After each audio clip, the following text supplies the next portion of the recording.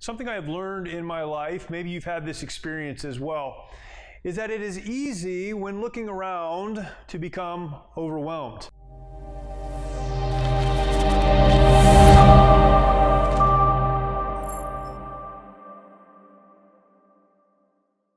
We look at what's happening in our world. We consider what may be going on in our families or in our communities. We struggle personally, and we know that there are struggles globally, and all of it put together can create anxiety within us and this feeling of being overwhelmed and not knowing where to go. We have to understand that difficulties and trials, that even change in our world, that those aren't bad things, they're just part of being alive. And yet, even knowing that, we can still struggle. Have you ever struggled? I think we all have. Jesus was speaking to a group of people, and he made this statement. He said, "Come unto me, all ye who labor and are heavy laden, and I will give you rest."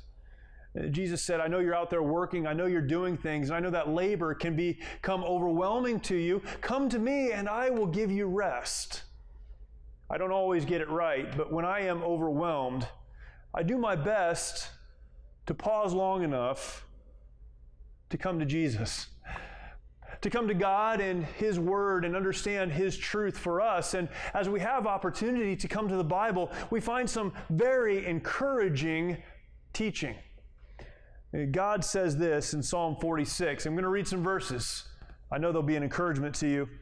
Psalm 46, verse number 1, God is our refuge and strength, a very present help in trouble.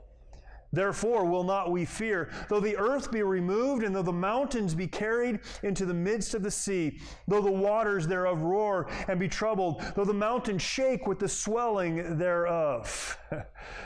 Verse 6, the heathen raged, the kingdoms were moved. He uttered his voice, and the earth melted. The Lord of hosts is with us. The God of Jacob is our refuge. Verse 8, come, behold the works of the Lord, what desolations He hath made in the earth. He maketh wars to cease unto the end of the earth. He breaketh the bow and cutteth the spear in sunder. He burneth the chariot in the fire. Now, all of that is said about God. That in the midst of a world that seems out of control and people that seem out of control and wars that are raging out of control, that God has a plan and that God is in control. All of these things are said about God, but in verse number 10, God speaks. When God speaks, we need to listen. Verse 10, God, as though He's heard everything said about Him, now says, be still and know that I am God.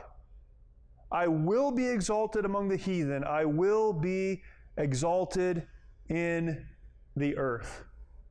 Aren't those great verses?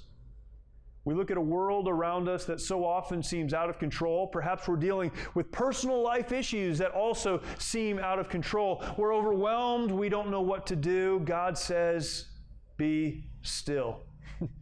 Why should we be still? Well, because He's God.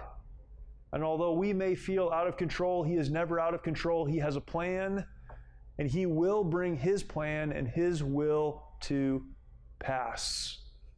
Whatever it is you're going through today, whatever thoughts are rolling around in your head, I want to leave you with this. Be still and know that He is God.